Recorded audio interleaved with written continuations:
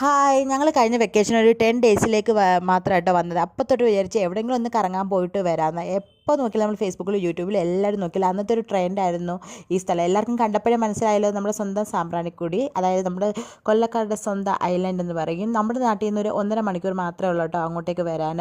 അതുകൊണ്ട് എന്തായാലും ഞങ്ങൾ അവിടെ പോകാൻ കരുതി. വീട്ടിൽ നിന്ന് ഒരു ഉച്ച കഴിഞ്ഞിട്ടാണ് ഇറങ്ങിയത്. അപ്പോൾ അവിടെ വന്നപ്പോൾ പറഞ്ഞു ഒരു 5-5:30 വരെയൊക്കെ ഉള്ളൂ എന്ന്. അങ്ങനെ നമ്മൾ പെട്ടെന്നൊരു ബോട്ടിൽ കയറിയിട്ട് വേണം നമ്മൾ ഐലൻഡിലേക്ക് പോകാൻ. അവിടെ ചെന്നപ്പോഴോ മോനാണെങ്കിൽ വെള്ളത്തിൽ നിന്ന് കയറുന്നേ ഇല്ലായിരുന്നു. ഇത് അവിടെ തന്നെ കൊണ്ടുവന്ന് നെല്ലിക്ക അങ്ങനെയുള്ള അച്ചാറുകളൊക്കെ വിൽക്കുന്ന സ്ഥലങ്ങളൊക്കെ ഉണ്ടായിരുന്നു.